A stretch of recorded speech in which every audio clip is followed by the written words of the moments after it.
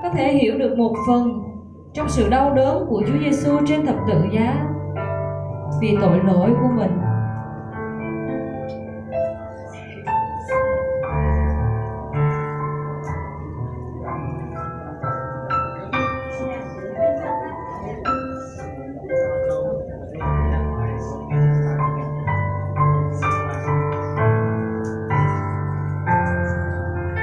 Hãy tìm kiếm Đức Giê-hô-va đang khi mình gặp được.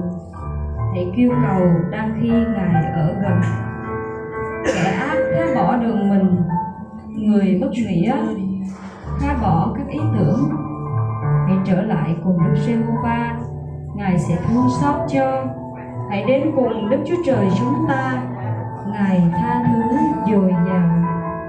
Các bạn ơi, Chúa Giêsu là đấng sẽ tha thứ dồi dào, miễn là các bạn có tấm lòng ăn năn thống hối.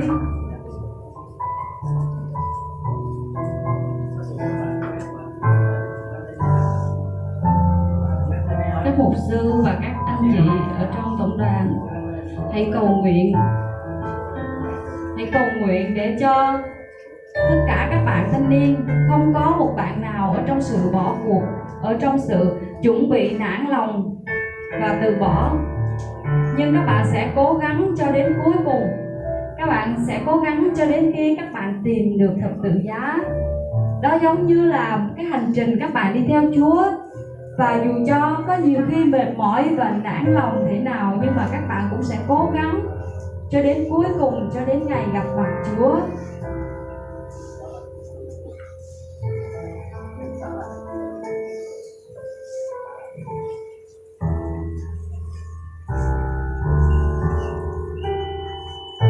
Ở trong những lúc mà các bạn gặp khó khăn và thử thách, là lúc mà ma quỷ đang dùng nhiều mưu kế để chiếm lấy, để đoạt lấy linh hồn.